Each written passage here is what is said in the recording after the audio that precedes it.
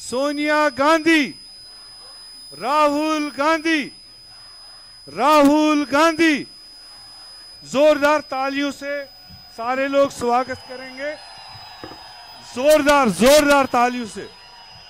शाबाश।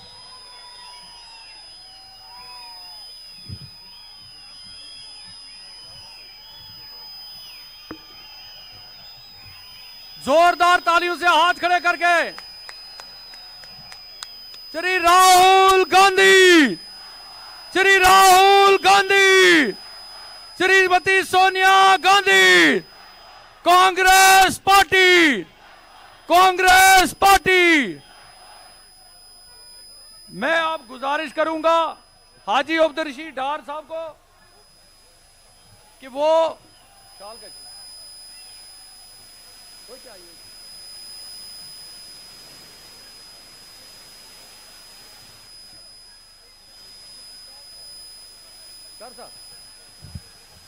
कि वो राहुल जी को शाल भेंट करेंगे सोपोर से। तालियों से शाबाश, जोर से तालियां, जोर से तालियां।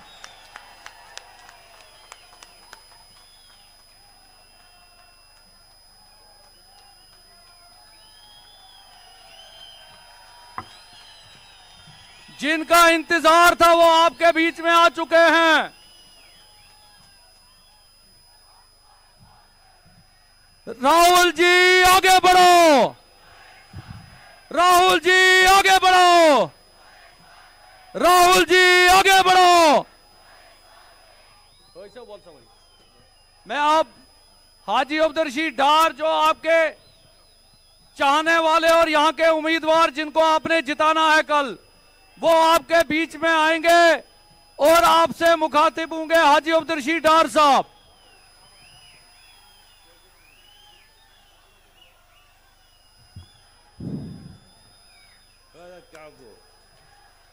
तो ये डांगर फोड़ के गरज मकलो थोदू थोदू थोदू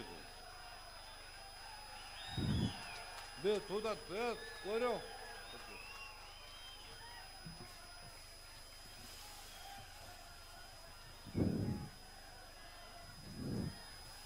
आज तह पता आज आनो में शेर योर युस हिंदुस्तान शेर अमिश नाव राहुल गांधी जी। मंचस पे मीर साहब, मोहम्मद सईद साहब, सोज साहब,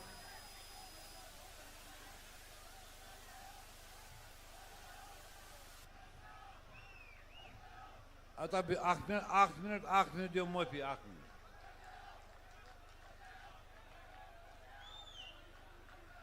इरफान हफीज साहब, निजामुद्दीन भट्ट साहब,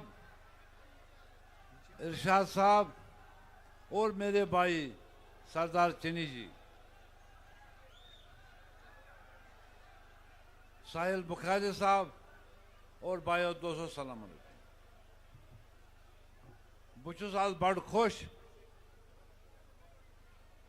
ये मे कह वन सह कोर मे राहुल जी सत कथ सह कर पन्निस स्पीचस मज त असल। राहुल जी ये सारे नौजवान है, तरह थोद उठू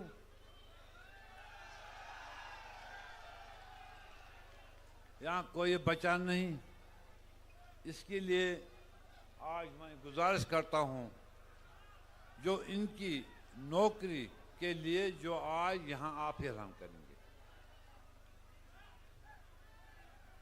बाकी तो पता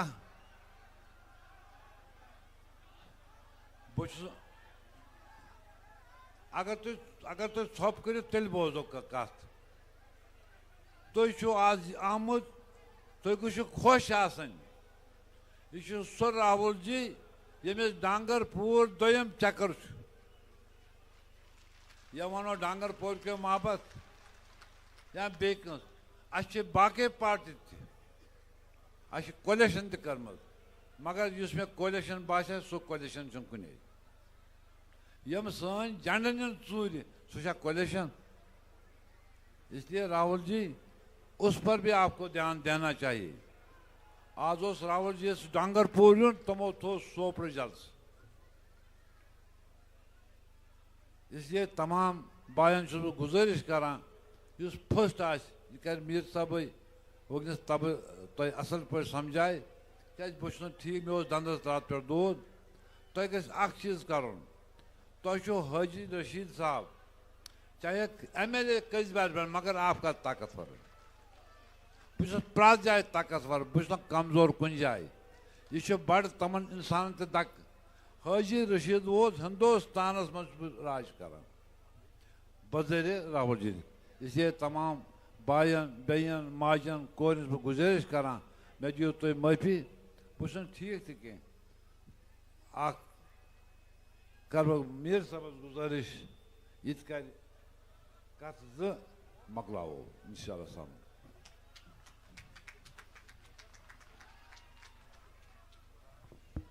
मैं अब गुजारिश करूंगा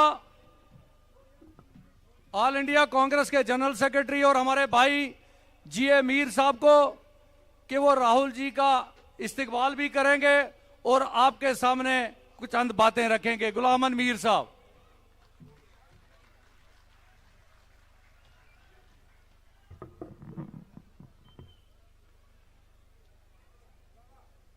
देश के नेता, गरीबों के मसीहा, जम्मू कश्मीर के लोगों के हमारे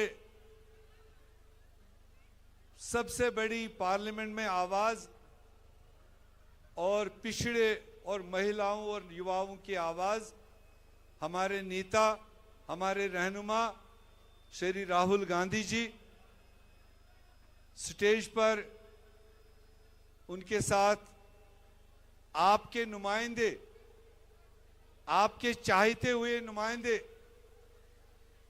जम्मू कश्मीर कांग्रेस के नायब सदर हाजी अब्दुल रशीद डार साहब,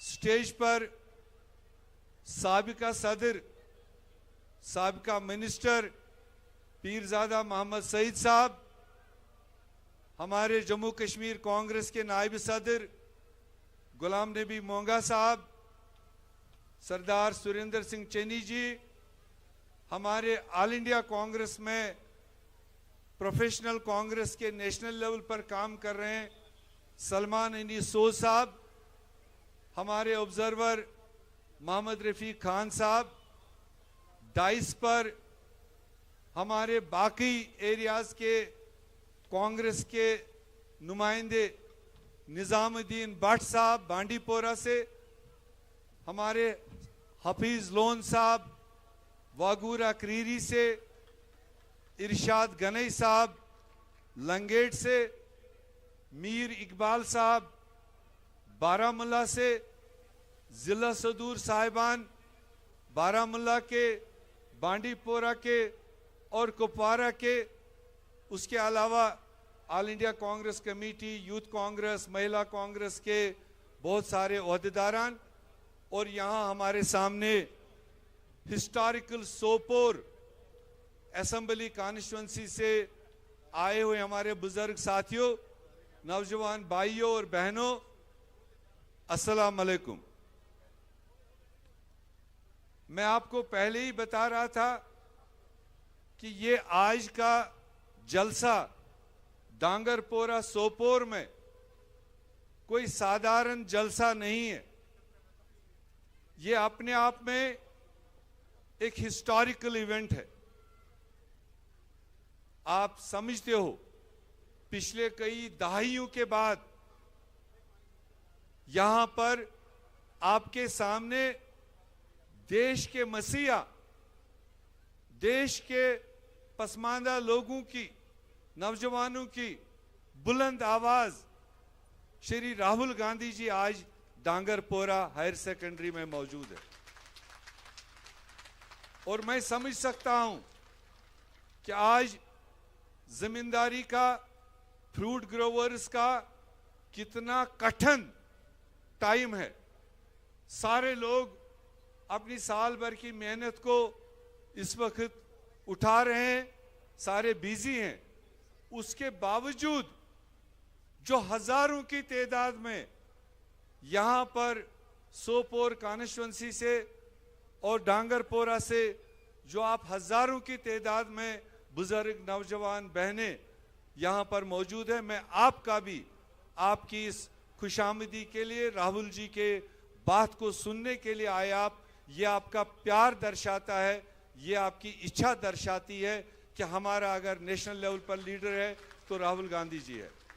तो इसलिए मैं न ज्यादा बोलते हुए खाली गुजारिश करूंगा, ये चुनाव है, 2014 में चुनाव हुआ है असेंबली का, और उसके बाद 2024 में ये चुनाव हो रहा है। ये 10 साल चुनाव क्यों नहीं हुआ? हमें अपने नुमाइंदे चुनने का मौका क्यों नहीं मिला? हमें हमारी असेंबली बनाने का मौका क्यों नहीं दिया गया? जब पूरे हिंदुस्तान में हर स्टेट को 5-5 साल के बाद चुनाव मिलता है, तो हमें 10 साल इससे दूर क्यों रखा गया? आप इसमें खुद समझ सकते हो। आज भी ये चुनाव नहीं मिलता, आज भी आपको हाजी अब्दुल डार साहब को 2 नंबर के निशान पर बटन दबाने का मौका नहीं मिलता। ये मेहरबानी सुप्रीम कोर्ट चीफ जस्टिस अपने तरीके से और हमारे माननीय लीडर इंडिया अलायंस और इंडिया अलायंस के हमारे leader of opposition Rahul Gandhi ji की मेहरबानी से आज आपका ये चुनाव आपको मिल रहा है।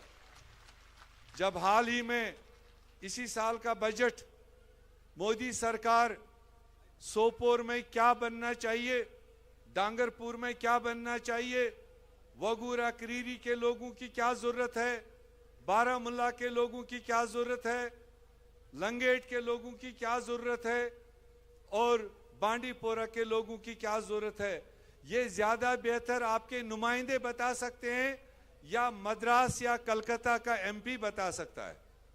और उस बजट के बहस में राहुल गांधी जी ने देश के प्रधानमंत्री को सुनाया, कहा ये शर्म की बात है, ये बजट सोपोर के लोग तय करने चाहिए थे, ये बजट वगूरा करीरी के लोग, कश्मीर के अंदर रहने वाले लोग, ये वो तय करते कि हम इस सरकारी पैसे का कैसे इस्तेमाल करें, किसको पुल चाहिए, किसको स्कूल चाहिए, किसको सड़क चाहिए, किसको क्या चाहिए, ये जम्मू कश्मीर के लोग तय करने चाहिए थे। मगर शर्म की बात है कि ये जम्मू कश्मीर के लोग ये बजट नहीं डिस्कस कर रहे हैं, ये देश के पार्लियामेंट में ये बजट ने उनको वहां तंबे किया। तो नरेंद्र मोदी भाजपा सरकार मजबूर हो गई कि अगले 4 महीने के अंदर अंदर आपको ये चुनाव कराने का फैसला लिया। अब फर्ज आपका है। मेरे एक साथी ये भी बता रहे थे, ये चुनाव में 2 ही खेमे हैं आपके सामने, 2 ही दरवाजे हैं। एक दरवाजा है नरेंद्र मोदी का, जुल्म का, और उनके पैदा किए हुए प्यादे जो उन्होंने जमातें पैदा की यहां पर, जो उन्हें इंडिविजुअल मैदान में उतारे, वो सारे के सारे नरेंद्र मोदी से कनेक्शन रखते हैं, उनके पैदा किए हुए। और दूसरा दरवाजा जो असेंबली में जाएंगे वो राहुल गांधी जी का इंसाफ का दरवाजा होगा, वो राहुल गांधी जी का बनाया हुआ अलायंस जो उस पर आप भेजोगे। आपने तय करना है कि इसी चुनाव के जरिए हमने भाजपा, जनसंघ, आरएसएस के लोगों को जम्मू कश्मीर से, लखीमपुर से बाहर खदेड़ना है या उनको 5 साल आपने हुकूमत देनी है। उनकी कोशिश है, वो डायरेक्ट यहां सोपोर में कंवल फूल पर वोट नहीं मांगने आ रहे हैं। उनकी हिम्मत नहीं है सोपोर में कि कंवल फूल पर वोट मांगेंगे, मगर उनने कंवल फूल को पर्दा रखा है। दूसरे नामों से, दूसरे इंसानों के जरिए वो आपके वोट को बटोरना चाहते हैं, गलत अनासिर को आपके बीच में भेजा है। वो चीज आपको परखना है। आप, मुझे भरोसा है, ये सोपोर है, ये हमेशा सियासत का राजधानी रहा है, सियासत यहां से पैदा हुई है। जो सोपोर वालों ने हमेशा फैसला लिया वही फैसला जम्मू कश्मीर में फैला है, वही चीज आगे बढ़ा है। तो इसलिए हमें आज भरोसा है कि आज आप तय करोगे, राहुल गांधी जी को आप यहां से यकीन देकर भेजोगे कि राहुल जी आप आगे बढ़ो, देश में आप भाजपा का मुकाबला कर रहे हो, आप हमारी लड़ाई लड़ रहे हो, हमारे मजदूरों की लड़ाई लड़ रहे हो, हम आपको यहां से पीछे बैग देंगे और जरूर हम 1 अक्टूबर को सारी जगह पर निकलेंगे, नौजवान बुजुर्ग बहनें, और हाथ के निशान पर जो भी राहुल जी ने हमें नुमाइंदे दिए हैं उनको कामयाब करके भेजेंगे। हम आपको एश्योर करते हैं कि जैसे ही हमारी अलायंस की असेंबली में मेजॉरिटी आप बना के भेजोगे, ये राहुल जी ने हमें ड्यूटी दी है, इसीलिए मैदान में भेजा है कि जैसे आप लोग हमें मेजॉरिटी दोगे, और मैं राहुल जी को बताना चाहता हूं सर, पहला फेज कश्मीर के अंदर हुआ, साउथ कश्मीर में पहला फेज साउथ कश्मीर में हुआ, 16 सीटों पर चुनाव हुआ, लिख के रख लो, 16 सीटों में 1 सीट भी साउथ कश्मीर के लोगों ने भाजपा या उनके प्यादों को नहीं दिया है, ये लिख के रख लो। आज सेंट्रल कश्मीर के 18 सीटों पर चुनाव हो रहा है, हम सुबह से मॉनिटर कर रहे हैं, और मुझे यकीन है उन 18 सीटों में भी जो मोदी या उसके प्यादे हैं, जो उसने जमातें पैदा की हैं, जिनको वो मदद कर रहा है, जिनके जरिए वो हमको बांट रहा है, सेंट्रल कश्मीर, बडगाम, श्रीनगर, गांदरबल से भी उनका खाता नहीं खुलने वाला है। अब बारी आएगी 1 तारीख को नॉर्थ कश्मीर, बांडीपोरा के 3 सीटें, बारामुल्ला के 7 सीटें और कुपवारा के 5 सीटें, ये सीटें आपने तय करनी है। क्या हम यकीन लेकर जाएंगे कि नॉर्थ कश्मीर से आप खाता नहीं खोलने दोगे? ये यकीन है, जोरदार हाथ खड़ा करके हमें बता दो कि आप किसी भी मोदी या उनके प्यादों को वोट नहीं करोगे। हम यकीन लेकर जाएंगे, राहुल जी को यकीन देंगे। राहुल जी आप यकीन कीजिए, ये जो लोग कहते हैं करके दिखाते हैं, और इन्होंने हमेशा करके दिखाया। आपने हाजी रशीद साहब को इससे पहले भी बुरे टाइमों में 2 बार मैंडेट दिया, जब यहाँ इंसान इंसान को नहीं मिल पाता था, तब यही सोपोर है। 2002 में सोपोर वालों ने इस शरीफ इंसान को, इस ईमानदार इंसान को, इसकी सादगी को पसंद किया है। बड़े बड़े टाई वाले तब भी आए थे, बड़े बड़े परफ्यूम वाले तब भी आए थे, मगर आपने हाजी रशीद साहब को तब पसंद किया, उसको असेंबली मेंबर बनाया। और मुझे यकीन है अगर हाजी साहब के 2 बार एमएलए से सबको अगर फायदा ना पहुंचा हो, मगर ये मैं गारंटी के साथ कह सकता हूं, ये नेक दिल आदमी है, साफ दिल आदमी है, इनकी वजह से किसी जर्रे को भी नुकसान नहीं पहुंचा होगा। ये बदले की आग नहीं रखता है मन में, इसने सबको यकसान चलाया। जिसने वोट दिए उसको भी साथ चलाया, जिसने वोट नहीं भी दिए होंगे उनकी भी बात को सुना, उनके भी काम को आगे बढ़ाया। आज तीसरी बार ये आपके बीच में है।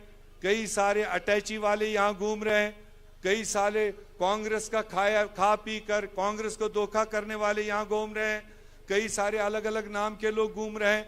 इसलिए आप परखोगे, आप समझोगे, और आप हर हालत में सोपोर से बड़ी तादाद वोटों का लेकर हाजी अब्दुल रशीद साहब को यहां से जिता के भेजोगे। और मैं आपका ज्यादा वक्त, राहुल जी का ज्यादा वक्त न लेते हुए, मैं आपका फिर एक बार धन्यवाद करते हुए गुजारिश करूंगा, आप लोग सब तैयार है राहुल जी के बात सुनने के लिए? जरा हाथ खड़ा करके बताओ कितने लोग सुनने के लिए तैयार है। मैं नारा दूंगा, राहुल जी आपसे बात करेंगे। कांग्रेस पार्टी, अब अच्छी आवाज आने लगी, मगर अभी 1% कमी है मीडिया के पीछे। कांग्रेस पार्टी, ये दिल्ली वाला वहां बैठकर डायरेक्ट सुन रहा है, इसलिए इतनी जोरदार आवाज कि वोटों से पहले उसको पता चलना चाहिए सोपोर की सीट कांग्रेस के खाते में जा चुकी है। कांग्रेस पार्टी, और थोड़ा तेज 5% और बढ़ाओ। कांग्रेस पार्टी, कांग्रेस पार्टी, राहुल गांधी, राहुल गांधी, राहुल जी आगे बढ़ो, राहुल जी आगे बढ़ो। Thank you. मैं गुजारिश करूंगा राहुल जी से, वो आप हम सबको संबोधित करेंगे जोरदार।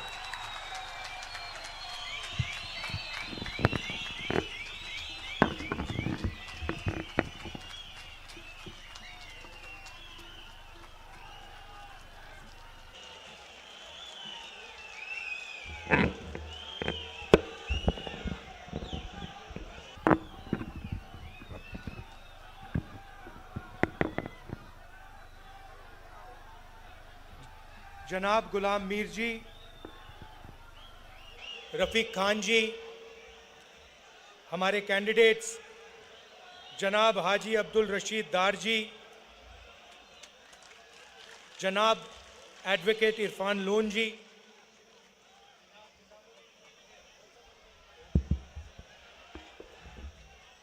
जनाब मीर इकबाल जी, जनाब इरशाद अहमद जी, स्टेज पे इंडिया गठबंधन के सीनियर नेता, भाइयों और बहनों, प्रेस के हमारे मित्रों, आप सबका यहाँ बहुत बहुत स्वागत, नमस्कार।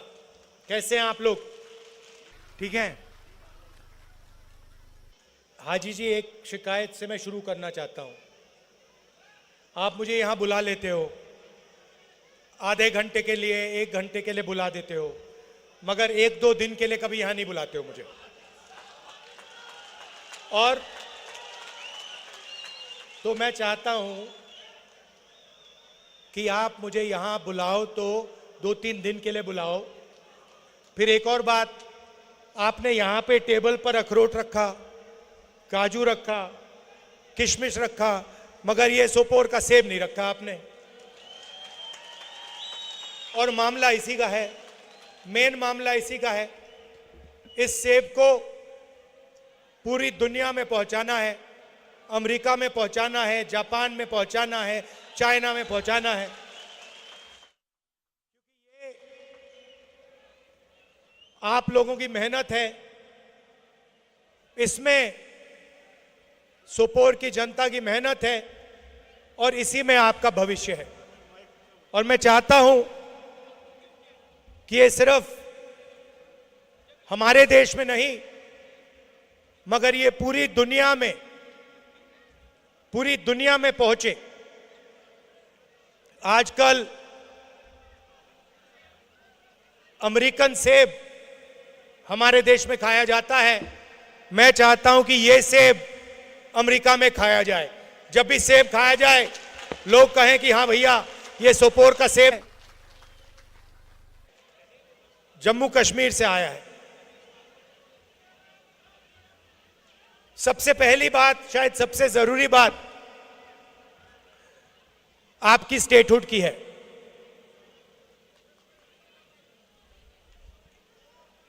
बहुत सारे यूनियन टेरिटरीज को स्टेट में बदला गया है, यह हुआ है। स्टेट्स को बांटा भी गया है। एक स्टेट को 2 भागों में बांट दिया गया है। आंध्र प्रदेश हुआ करता था, उसमें से तेलंगाना बनाया। बिहार हुआ करता था, बिहार और झारखंड बने। मध्य प्रदेश में से छत्तीसगढ़ बनाया गया। मगर पहली बार इतिहास में, हिस्ट्री में, एक स्टेट को यूनियन टेरिटरी में बदला गया है। और यह शर्म की बात है। यह हिंदुस्तान में कभी पहले नहीं हुआ है।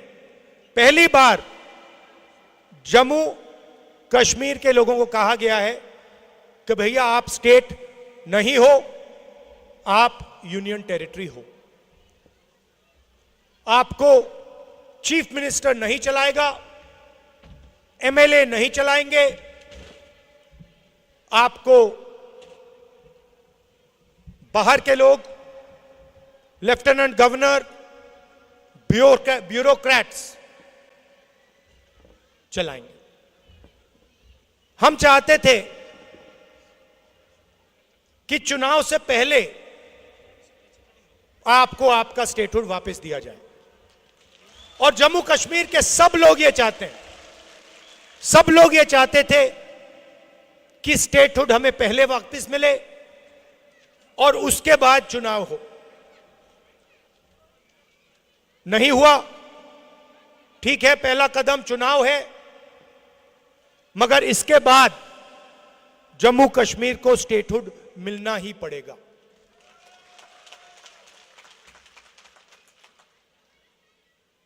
अगर नरेंद्र मोदी जी स्टेटहुड नहीं देंगे तो इंडिया गठबंधन उन पर पूरा दबाव डालेगा, प्रेशर डालेगा, पार्लियामेंट में प्रेशर डालेंगे कि जम्मू कश्मीर को स्टेटहुड वापस दो। और अगर इन्होंने नहीं किया तो जैसे ही इंडिया गठबंधन की सरकार दिल्ली में आएगी, हम आपको आपका स्टेटहुड दे देंगे। अगर इस सेब को अमेरिका में, जापान में पहुंचाना है तो पहला कदम आपको स्टेटहुड देना है, उसके बिना नहीं हो सकता।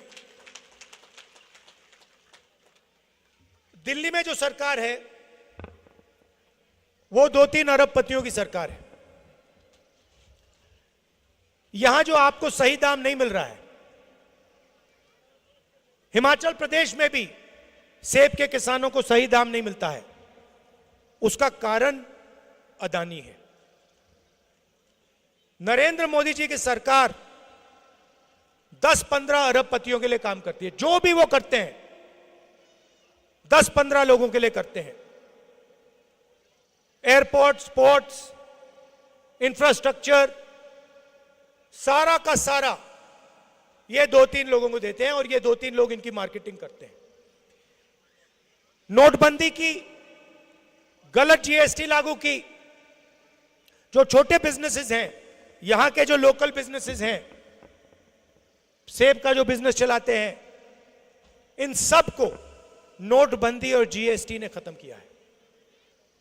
गलत जीएसटी ने छोटे बिजनेसेस को खत्म कर दिया है और आज यह हालत है कि पूरे देश में युवाओं को रोजगार नहीं मिल सकता।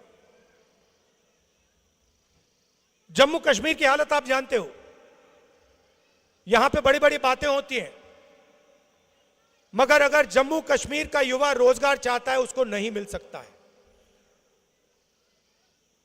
अगर वो एंटरप्रेन्योर है, छोटा बिजनेस चलाता है, मिडिल साइज बिजनेस चलाता है, हैंडीक्राफ्ट्स का काम करता है, तो बैंक के दरवाजे उसके लिए बंद हैं, टेक्निकल सपोर्ट नहीं है, पूरा का पूरा सिस्टम 10-15 अरबपतियों की मदद करने में लगा हुआ है।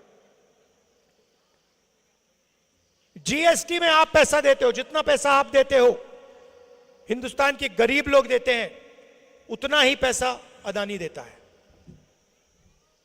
अगर आप शर्ट के लिए 18% देते हो तो अदानी भी उसी शर्ट के लिए 18% देता है। जितना जीएसटी गरीब व्यक्ति देता है उतना अरबपति देता है। महंगाई बढ़ती रहती है, कर्जा माफ होता है तो अरबपतियों का होता है। 16 लाख करोड़ रुपए नरेंद्र मोदी जी ने 20-25 लोगों के माफ किए, मगर किसान हो, मजदूर हो, छोटा व्यापारी हो, कॉलेज स्टूडेंट हो, इनका कर्जा कभी माफ नहीं होता है। यही फर्क है हम में और उनमें। यहां पे उन्होंने हाई टेक्नोलॉजी की बात की, स्मार्ट मीटर लगा दिया। पहला काम हमारी सरकार करेगी, ये स्मार्ट मीटर है उसको निकाल देंगे, खत्म कर देंगे। और जहां भी ये जाते हैं, जहां भी ये जाते हैं, भाई को भाई से लड़ा देते हैं। एक धर्म को दूसरे धर्म से लड़ाएंगे, एक भाषा को दूसरी भाषा से लड़ा देंगे, एक जात को दूसरी जात से लड़ा देंगे। नफरत और हिंसा की इनकी विचारधारा है और इन्होंने ये पूरे देश में फैला दिया है। पूरे देश में नफरत फैलाई है और इसीलिए कन्याकुमारी से लेकर जम्मू कश्मीर तक हमने पैदल यात्रा की और हमने उनसे कहा, देखिए आप अगर नफरत का बाजार खोल सकते हो तो हम मोहब्बत की दुकान भी खोल सकते हैं। अगर आप नफरत फैला सकते हो तो हम मोहब्बत फैला सकते हैं। और जितनी उन्होंने मोहब्बत, जितनी उन्होंने नफरत फैलाई, उससे दुगना हमने मोहब्बत फैलाई। और 4000 किलोमीटर चले, यहां तक जम्मू कश्मीर तक हम आए। क्यों? हम मैसेज देना चाहते थे, यह भाईचारे का, मोहब्बत का देश है, यह सब लोगों का देश है, इसमें सबकी रिस्पेक्ट होनी चाहिए, सबकी इज्जत होनी चाहिए, भाईचारा होना चाहिए, शांति होनी चाहिए। यही मैसेज था भारत जोड़ो यात्रा का। यहां पे मैं जानता हूं आपकी लोकल इश्यूज हैं, 2-3 हमने मैनिफेस्टो में वायदे किए हैं। जो आपका सेब है 72 रुपीज पर किलो, आपको हम मिनिमम सपोर्ट प्राइस देंगे।